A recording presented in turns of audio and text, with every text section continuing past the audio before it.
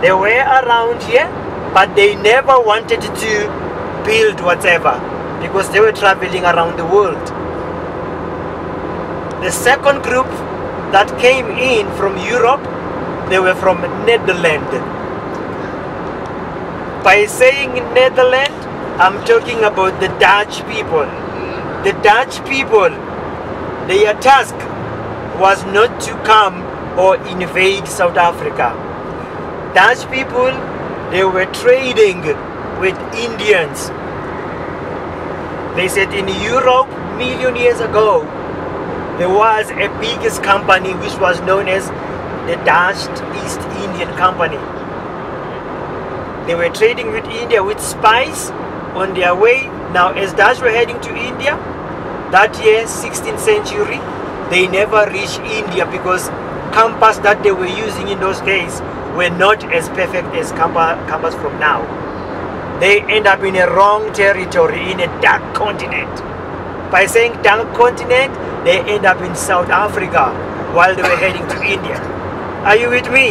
Yes. Now, as they were like supposed to go to India, they end up in a new territory which was called South Africa. They end up in a place called Cape Town. You been in Cape Town? Yes. Now, the first European, which were Dutch, they first came in an area called Cape Town. As they were in Cape Town is in the edge. This is where South Africa starts. Cape Town, you will stand a chance to see two oceans meet. Pacific Ocean, Indian Ocean, they meet together over there. Now, when the Dutch were in Cape Town, they then first meet two tribes of Southern Africa. They met the Khoisan, or you call them the Bushmen, and they met Nelson Mandela's tribe. Are you with me? As they met Nelson Mandela's tribe, Dutch people, they fell in love with South Africa because of the weather, because of a lot of things. Then now, but remember, their task were supposed to go to India to trade with India, but now as they were in a new territory, they then now find a new possibility to start to expand their trade. As they were in South Africa, especially in Cape Town, they were in an area which was called Good Hope. They started to trade with African people. Truly speaking, million years ago, African people, they never understand what was trading all about. Yeah. They were living their life, they were living as king and queen. They were owning the land, they were hunting and doing agriculture. But as they fancy to start to learn the European way of trading, this is when they start to lose most of their value, most of their land. Are you with me? As the European people came to South Africa, they started to teach African people. The first way of trading was called bartering. They were bartering with African people. Now, the Dutch people, their way of trading, they will give you a pencil, then African people will give them ivory, will give them diamond. As time goes on, African people, they realize that now one was gaining some, one was losing some.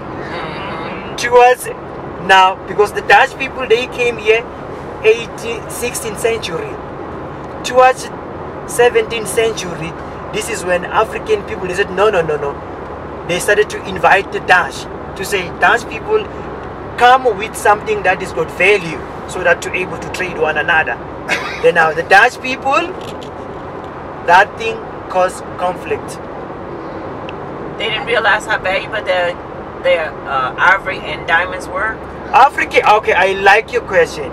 Remember, African people, as they were living around it, they used to know exactly what was diamond. They used to know exactly what was gold all about. But now, gold and diamonds and ivory, it was like kids playing in an African way. It was something that each and every village, they used to play with it like marbles. Then that's why they give it to the Dutch. Now to the Dutch people, as they saw it, to them it was new. Then from then, African people, they now, when they were now wanting to say now, Dutch people come with something that is got value, so that to trade, the real trade, that thing caused conflict.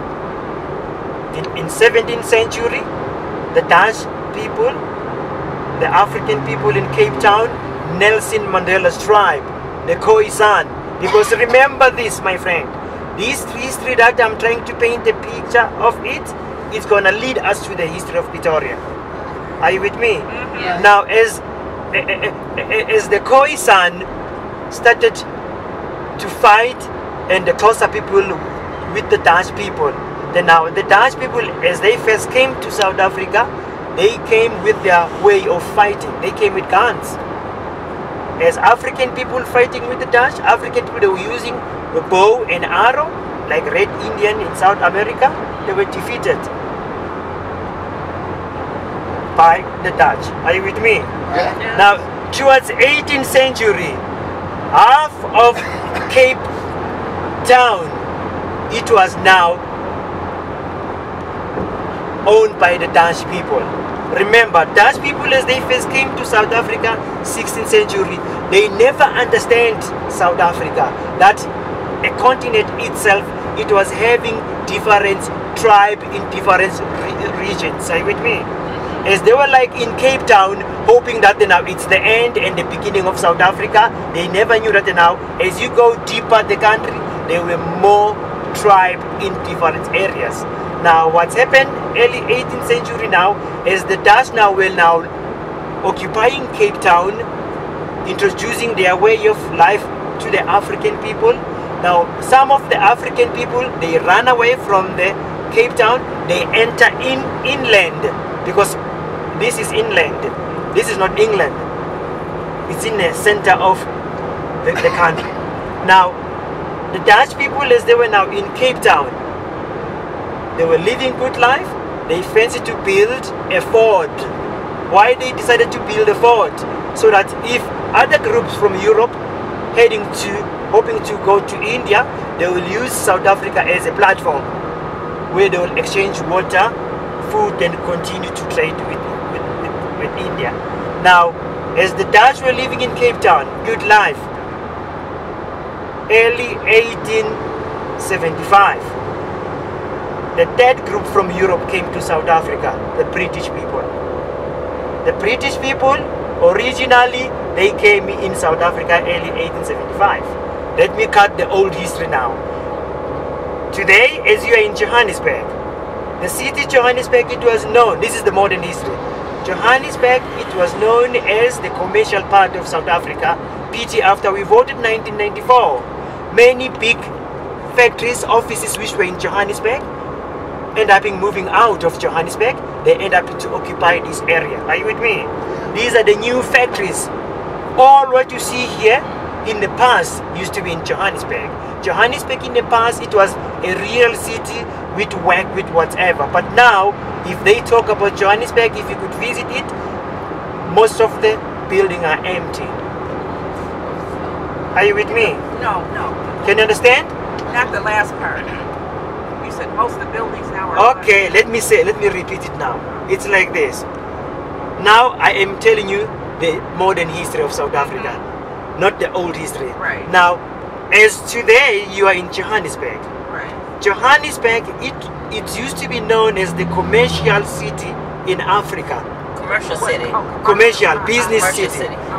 But now, most of these big offices which were in Johannesburg and factories in the past, it's happened in 1994 when we voted for the first time. All those big offices, big companies, they fancy to move out in the city center. And left the buildings closed. They left the building empty. Today, if you drive around Johannesburg, what you will notice is this. Many buildings are reaching too late. Because of now, when we voted 1994 in South Africa, many South African people listed now, black and white, they will come together as one big family. It never goes that way. All the people who are owning big corporations, who are owning big companies in Johannesburg, they fancy to take their companies out of the city.